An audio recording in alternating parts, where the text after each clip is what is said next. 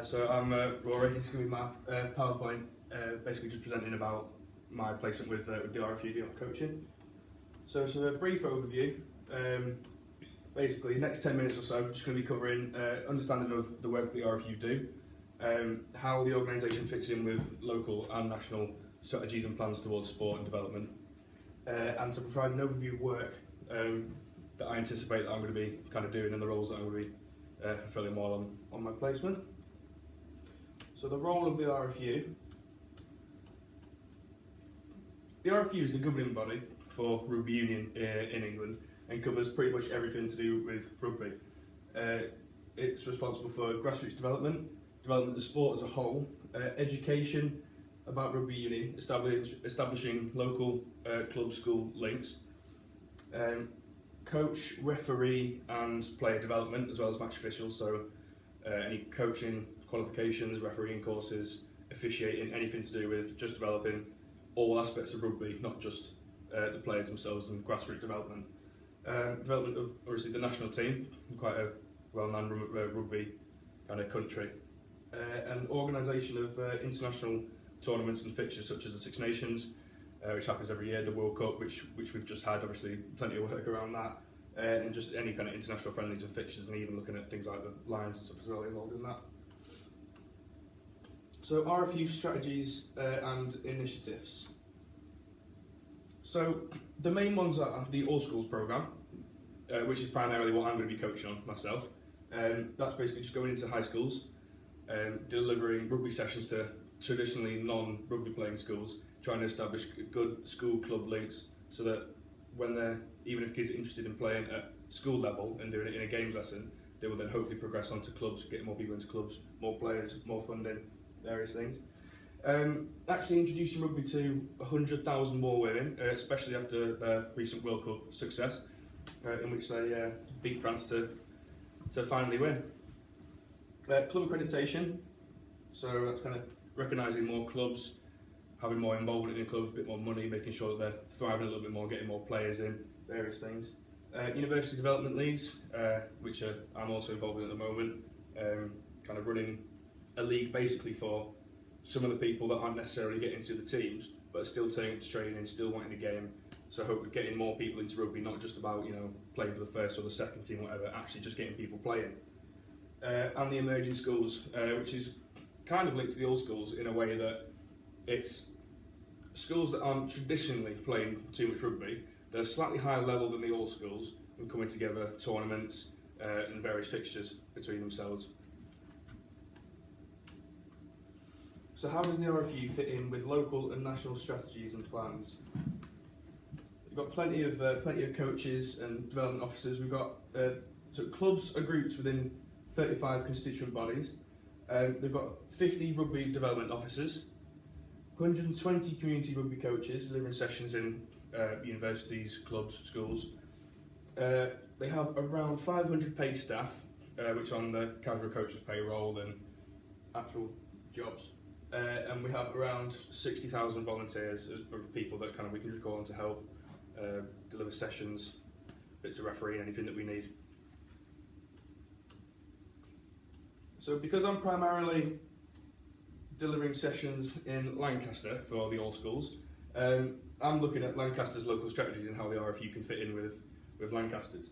Some of Lancaster's main aims for sport development are securing funding to commission the delivery activity programmes, which obviously they've been able to do, as they've been able to get some of the coaches on the All Schools programme from the RFU into the schools, delivering different sessions, not just PE staff. They've got the resources and the funding for them to be able to bring them in. Delivering a range of activities for priority groups such as people with disabilities, older people, children and young people, and also black and minority ethnic groups. Being in schools, there's no kind of discrimination. Anyone that's in there has got a chance to participate. There's no way that anyone is going to be left out, basically. And sports club accreditation, again going back to the whole thing about clubs getting a bit more recognition, money, funding, resources, all to help out, which the All Schools programme, which I'll be working on, is all doing, because even though it's going to be in the schools, establishing club and school links, which are going to be helping with that last point.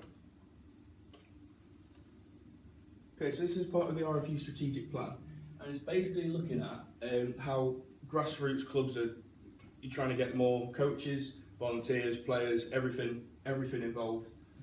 Because it's one of England's strongest sports, so it takes a lot of not just paid coaches, it takes a lot of volunteers and a lot of players, parents, everyone, all to get involved, coaches, referees, you name it. So that's and the All Schools programme is obviously fitting right into that, trying to get even more parents involved in as well, parents on the sidelines, asking for a helping hand, setting up kids, going to the clubs, taking their parents, get involved in coaching, reffing. So it's not just delivering in schools, it opens up a whole range of different roles basically. This is some of the priorities for the RFU strategic plan. Increased revenue for the game. Again, it all goes back down to participation, more players, more subs, more funding, more accreditation, club mark, all that. Rugby for everyone, pretty self-explanatory. If we're going into schools trying to get more people involved in rugby, more going to clubs, it's going to be delivered to everyone, and especially because we're going into the schools that aren't necessarily traditionally rugby playing schools. And then the most inspiring Rugby World Cup ever. Again, one part of the All Schools programme is all about the World Cup. It's a big initiative in relation to the World Cup. A few more people are going to be interested. It's a massive event. Just getting more people in, more people interested, and hopefully playing rugby. Sport England and the RFU is looking at national strategies. So here it says, our aim is to create a behavioural change in young people by helping them find a sport they love and want to be a part of for a long time. Our funding is invested creatively through a range of significant partners, including national governing bodies, county sport partnerships and other education, sport and community organisations. The RFU fits directly into this because behavioural change young people by helping them find a sport they love. If you necessarily at a non-rugby playing school, by and large the main sports are going to be things like football, a bit of tennis, maybe gymnastics, that kind of things you can do in the sports hall. And it's going to be basically a new sport that they're going to be able to try, get involved in, that they're going to, hopefully that they're going to like. Funding. There's going to be funding coming in because if you're having coaches and a different sport, you're going to need funding to bring them in. You're going to need equipment to help self-sustain afterwards. Because obviously if we're only in there for kind of by and large 6 week periods at a time for different age groups, you're going to need to self-sustain if you want to carry on with it. And obviously the RFU being a national governing body, it's working with national governing bodies, county sport partnerships through education being in schools.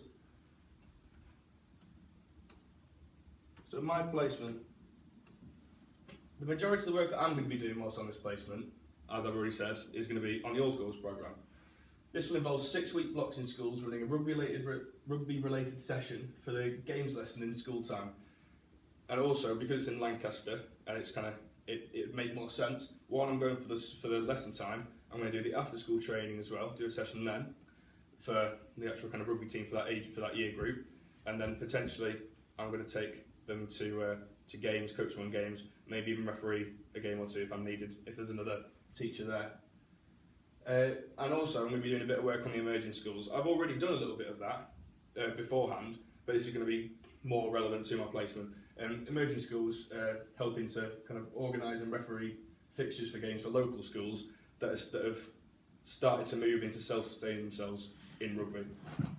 That's what they're going to be playing local kind of schools that are at the same level, and you're not going to be throwing in a school that's only just started to sustain themselves at rugby against one of the most kind of like obvious rugby playing schools. It's not going to put them, it's just a mismatch.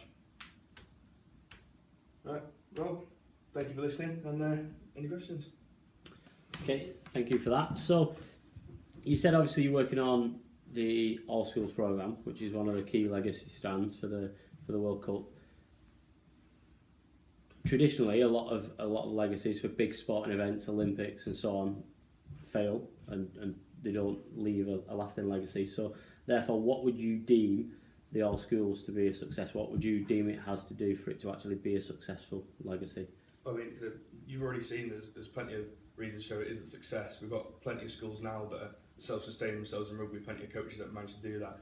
And some of the club school links that have been created are fantastic. So many players have gone from just a 6-week session to going and playing at a club. For example, I know at the school I was coaching at in Lancaster, already before I'd even started, we already had plenty of kids going to the Vale of Loon. They've had a massive rise in numbers there. So it's, and from some of the other coaches that I've talked to before I started, they've told me that they've had the same. They've had kids coming up to them after a session, after the blocker session, saying that, oh, this is brilliant. I've got into the club. I'm doing really well. I'm really enjoying it.